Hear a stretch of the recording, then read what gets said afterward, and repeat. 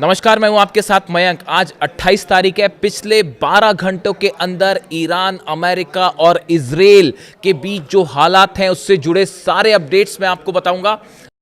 इस वक्त की सबसे बड़ी खबर है, ईरान और अमेरिका के बीच एक बार फिर भयानक जंग शुरू हो चुकी है और ईरान ने अब 3 अरब देशों पर निशाना साध दिया है। अरब देशों पर मिसाइल्स और ड्रोन से हमले शुरू कर दिए। देखिए, लगातार दूसरे दिन अमेरिका ने ईरान पर हमले किए हैं। ये हमले 3 आइलैंड्स पर हुए हैं, 3 ठिकानों पर हुए हैं। सिरिक आइलैंड, केशम आइलैंड और बंदर लेंगा जो शहर है, यहां पर ये हमले किए गए। 10 मिलिट्री साइट्स को, ईरान की 10 मिलिट्री साइट्स को जो है वो निशाना बनाया गया है। और खास तौर पर ये जो हमले थे, ये केशम और सिरिक आइलैंड पर किए गए। और अमेरिका के फाइटर जेट्स F-35 जेट से ये हमले किए गए हैं। बताया जा रहा है कि जो एयरक्राफ्ट कैरियर्स खड़े हैं अमेरिका के, वहां से इन जहाजों ने टेक ऑफ किया और भारी बमबारी की गई है ईरान के इन द्वीपों के ऊपर। उसके बाद हालात ये है कि ईरान ने जबरदस्त पलटवार शुरू कर दिया है। बहरीन में, कुवैत में, इराक में इस समय हमले जारी हैं। सबसे बड़े हमले बहरीन और कुवैत में हुए हैं। कुवैत में अली अल सलेम एयर बेस पर ईरान ने खैबर मिसाइल से बड़ा अटैक किया है और बड़े नुकसान की खबरें आ रही हैं। अमेरिका के बेस को एक बार फिर ईरान ने दहला दिया है और बड़ा नुकसान हुआ है। यहां पर इस तरह की खबरें आ रही हैं। देखिए, अली अल सलेम एयर बेस जो है कुवैत का, यहां पर बड़ी संख्या में अमेरिका के जेट्स मौजूद हैं, अमेरिका के सैनिक मौजूद हैं और इसे निशाना बनाया गया। और एक बार फिर अमेरिका का पेट्रियट सिस्टम खैबर मिसाइल के सामने बुरी तरह से फेल साबित हुआ है। बताया जा रहा है कि कई ड्रोन्स भी लॉन्च कर दिए गए हैं कुवैत के ऊपर और कई जगह धमाके की खबरें भी आ रही हैं इस समय कुवैत पर, यानी कुवैत पर बड़ा हमला कर दिया है ईरान ने। इसी के साथ जो है बहरीन में पोर्ट सलमान बेस है, मनामा में, बहरीन की राजधानी में, जहां पर अमेरिका का अड्डा है। खास तौर पर फिफ्थ फ्लीट जो है नेवी की, जिसको पहले भी कई बार ईरान ने निशाना बनाया है। और अब एक बार फिर बहरीन में लगातार दूसरे दिन ईरान की तरफ से बड़े मिसाइल अटैक शुरू हो गए हैं। देखिए, कल जो है वो बहरीन पे जो हमले किए गए, वो मुख्य रूप से ड्रोन स्ट्राइक्स थी। जो कल हमले किए थे ईरान ने, उसमें शायद 136 ड्रोन्स का इस्तेमाल किया गया था और ड्रोन अटैक किए गए थे। लेकिन अब जो है वो बहरीन पर बड़ा मिसाइल अटैक कर दिया है ईरान ने। खैबर मिसाइलें बिछा बरसा दी हैं फिफ्थ फ्लीट अमेरिका के हेडक्वार्टर पर। यहां पे भी कई जगह से धुआं उठता दिखाई दे रहा है और बड़े नुकसान की खबर आ रही है। इसी तरह से इराक में वो ग्रुप जो कि ईरान के खिलाफ है, उनके ऊपर भी लगातार हमले जारी हैं ईरान की तरफ से।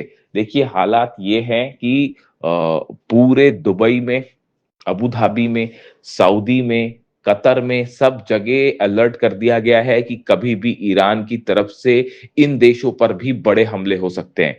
अब ये एमओयू को जो साइन हुआ था अमेरिका और ईरान के बीच में, इसको लगभग लगभग रद्द माना जा रहा है, कैंसिल माना जा रहा है। और जो हालात हैं वो एक बार फिर जंगी हो चुके हैं और ईरान की सेना भयंकर गुस्से में है। देखिए, ईरान ने ये कह दिया है कि ये उकसावे की कार्रवाई, जिस तरह से हमले किए गए, उसका बड़ा बदला लिया जाएगा और डोनाल्ड ट्रंप को और अरब देशों में जहां भी अमेरिका के बेसिस हैं, उन सब देशों में हमले किए जाएंगे और कड़ा सबक सिखाया जाएगा।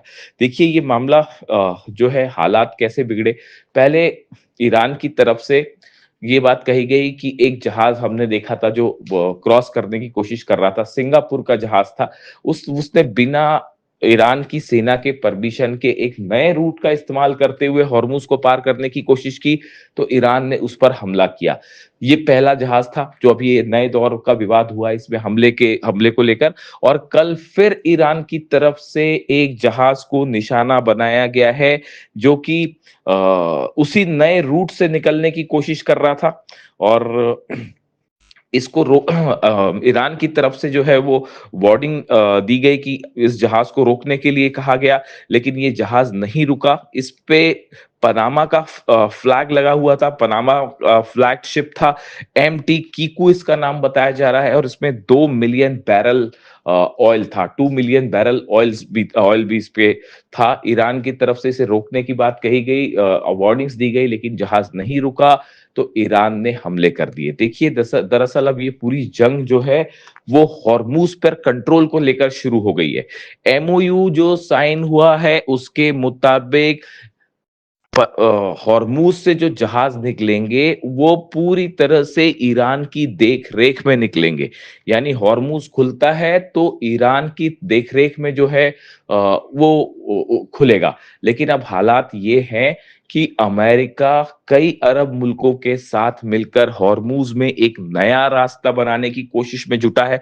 वो पूरी तरह से ईरान को बाईपास करके यहां से जहाज निकालना चाहता है। ये एक बड़ी साजिश बताई जा रही है अमेरिका की कुछ अरब देशों के साथ मिलकर हॉर्मूज में, ऐसा ईरान का कहना है। ईरान ने साफ कर दिया है कि हॉर्मूज ईरान का था, ईरान का है और ईरान का रहेगा, और यहां पर किसी तरह की साजिश होगी तो उसका जवाब खैबर मिसाइलों से दिया जाएगा, उसका जवाब ड्रोन से दिया जाएगा। और हॉर्मूज में एक बार फिर ईरान की तरफ से जो हमले हुए हैं उसने ये साबित कर दिया है कि अमेरिका चाहे लाख कोशिश करे, किसी भी अरब देश के साथ मिलकर कोई कोशिश कर ले हॉर्मूज पर कंट्रोल करने की, लेकिन हकीकत यह है कि हॉर्मूज में ईरान की परमिशन के बिना परिंदा भी पर नहीं मार सकता। और पिछले 2 दिन से ये हमले हो रहे हैं, ये बात एक बार फिर बता रहे हैं कि अमेरिका को मुंह की खानी पड़ेगी हॉर्मूज में।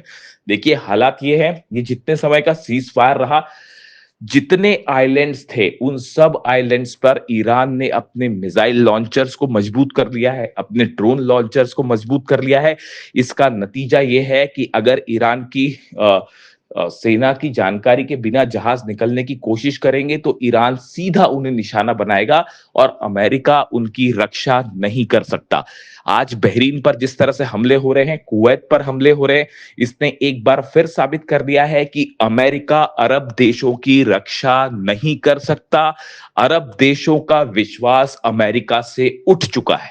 इसीलिए ईरान की तरफ से कहा गया था कि आप अमेरिका को एयर स्पेस ना दें, अमेरिका को हमले करने के लिए अपने देश की जमीन ना दें, वरना अंजाम बुरा होगा। और एक बार फिर मामला उसी तरफ बढ़ता दिखाई दे रहा है। अब हालात ये हैं कि एमओयू और सीज फायर जो है वो पूरी तरह से तार तार हो चुका है, मामला बिगड़ चुका है। डोनाल्ड ट्रंप की तरफ से एक बार फिर नई वार्निंग आई है। डोनाल्ड ट्रंप ने कहा है कि no longer able to be reasonable. उन्होंने कहा है कि अब और संयम नहीं बरता जाएगा, ज्यादा रीजनेबल और नहीं हुआ जा सकता। Would be forced to militarily complete the job. उन्होंने कहा है कि अब सेना की मदद से हमारा लक्ष्य पूरा किया जाएगा। इसे एक प्रकार से इस बात का ऐलान माना जा रहा है कि अब अमेरिका और ईरान के बीच हालात और खराब होंगे और बड़ी जंग शुरू हो सकती है। इसी बात की वार्निंग रूस की तरफ से दी गई थी, इसी बात की वार्निंग चाइना की तरफ से दी गई थी। मैं आपको बार बार अपने वीडियोस में यह बात कह रहा था कि एक बार फिर धोखा होगा, एक बार फिर धोखा होगा, और देखिए वही बात सही साबित हुई। हमने एमओयू, जिस दिन एमओयू साइन हुआ था उसी दिन हमने अपने पॉडकास्ट में आपको बताया था कि इस एमओयू की कई शर्तें ऐसी हैं जिन्हें पूरा करना बेहद मुश्किल है, और ये एमओयू ज्यादा दिनों तक टिक नहीं पाएगा। और इस एमओयू के पीछे, पर्दे के पीछे ईरान के खिलाफ कई साजिश रची जा रही है। हॉर्मूज पर कैसे कब्जा किया जाए, इसकी साजिश है। ईरान के यूरेनियम पर कैसा कब्जा किया जाए, इसकी साजिश है। और कई अरब देशों की के साथ मिलकर अमेरिका एक बड़ा प्लान तैयार कर रहा है ईरान के खिलाफ। और देखिए, एक बार फिर वही बात निकलकर सामने आ गई है, और अब नतीजा ये है, ईरान की सेना ने इस बात को साफ कर दिया है। नए बयान आए हैं आरजीसी की तरफ से, ईरान की सेना की तरफ से, कि आने वाले वक्त पे अरब देशों में जितने अमेरिकन बेसेस हैं उस पर और भयानक हमले किए जाएंगे। हॉर्मूज में हर चैलेंज का सख्त जवाब दिया जाएगा। ऐसा करारा जवाब जो शायद पहले भी नहीं देखा होगा। बताया जा रहा है ईरान एक बहुत बड़े हमले की प्लानिंग कर रहा है। हालात देखिए लेबनान में भी जिस तरह से है, लेबनान में एक बार फिर जो है नेतन्याहू ने बमबारी शुरू कर दी है और वहां पर भी मौतों की खबरें आ रही हैं। ऐसा ही हाल गाजा का है। लेबनान में जिस तरह से समझौता हुआ, लेबनान की सरकार जो कि अमेरिका की पिट्ठू है, उसके बीच में और इजराइल के बीच में, उस समझौते को मानने से लेबनान के लोगों ने ही इनकार कर दिया है। नतीजा ये है, सड़कों पर हजारों लोग हैं, लाखों लोग हैं जो इस समझौते का विरोध कर रहे हैं, इजराइल का विरोध कर रहे हैं। लेबनान में जो है वो ऐसे हालात हैं कि सड़कों पर लाखों लोगों का प्रदर्शन और गुस्सा देखने को मिल रहा है। एक सिविल वॉर छिड़ चुका है। ऐसे में लेबनान से इजराइल की सेना का वापस ना आना एक बार फिर इस जंग को और बड़ा रूप दे सकता है। देखिए अभी जिस तरह की खबरें हैं, बड़े हमले जारी हैं इजराइल की तरफ से लेबनान में, और दक्षिणी लेबनान में खास तौर पर कई ठिकानों को निशाना बनाया गया है जिसमें कई लोगों की मौत की खबरें भी आ रही हैं। देखिए ये ऐसे हालात हैं जिसने एक बार फिर जो है पूरे मिडिल ईस्ट को एक जंग की तरफ आगे बढ़ा दिया है। अब ये एमओयू सिर्फ नाम मात्र का बचा हुआ है जिसका कोई नतीजा निकलता नहीं दिख रहा है, और हालात एक बार फिर जंग की तरफ बढ़ गए हैं और ऐसा लगता है कि शायद फिर से एक बार बड़ी जंग छिड़ सकती है। लेकिन फिलहाल जो हालात हैं, अरब देशों पर ईरान की बड़ी स्ट्राइक्स शुरू हो चुकी हैं। देखिए कल जब अमेरिका की तरफ से पहले स्ट्राइक की गई ईरान के ऊपर, और उसके बाद जब ईरान ने जवाब दिया, ईरान की सेना ने जब जवाब दिया और बहरीन पर हमले किए, उसके बाद आईआरजीसी की तरफ से एक बयान रिलीज़ किया गया और उस बयान में कुरान की एक पंक्ति का जिक्र है, और ये बिल्कुल वही संदेश है जो अली खामेनी साहब ने अपनी शहादत के चंद दिनों पहले सोशल मीडिया पर पोस्ट किया था। देखिए मैं अक्सर इसका जिक्र करता हूँ। मैं अली खामेनी साहब के जितने संदेश थे मैंने सब उनको फॉलो किए। उनकी शहादत के पहले जितने उनके वीडियोस थे मैं उनको फॉलो करता था। आखिरी जब उन पर हमला हुआ उसके चंद दिनों पहले उन्होंने अपने सोशल मीडिया पर एक पोस्ट उनके हवाले से किया गया था जिसमें कुरान की कुछ पंक्तियों का जिक्र था, जिसमें ये लिखा गया था कि अगर कोई आप पर हमला करता है तो उसको बिल्कुल उसी के अंदाज में जवाब दीजिए। ये बात अली खामेनी साहब ने पोस्ट की थी, और ये अमेरिका और इजराइल के रेफरेंस में उन्होंने पोस्ट की थी कुरान की पंक्तियों का, आयतों का जिक्र करते हुए। यानी देखिए अली खामेनी साहब ने जो बात कही, बिल्कुल उन्हीं पंक्तियों का इस्तेमाल अब ईरान की सेना ने भी किया है, और आईआरजीसी ने भी इन्हीं पंक्तियों को पोस्ट किया और ये कहा कि अगर कोई आप पर हमला करता है तो उसको उसी की भाषा में जवाब दिया जाना चाहिए। और ये रेफरेंस था अमेरिका के हमलों का, जिस तरह से अमेरिका ने हमले किए, और बिल्कुल अली खामेनी साहब ने जो रास्ता दिखाया उसी पर चलते हुए ईरान की सेना ने एक बार फिर अमेरिका के बेसिस पर जबरदस्त अटैक किया।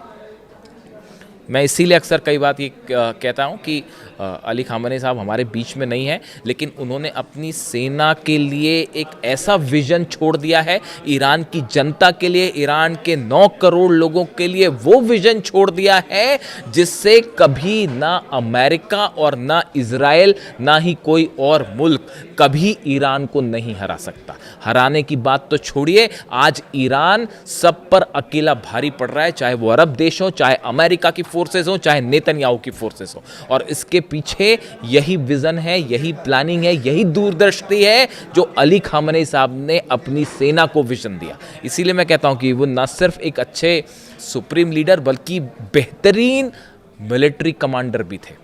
और ये ही उसका, ये जो कल ईरान की सेना ने जिस तरह से स्ट्राइक की और वो मिसाइल्स रुक नहीं पाई, ड्रोन्स रुक नहीं पाए, और जिस अंदाज में हमला किया, ये एग्रेसिव जेस्चर बताता है कि अली खामेनी साहब ने जो है वो ईरान की जीत सुनिश्चित कर दी है।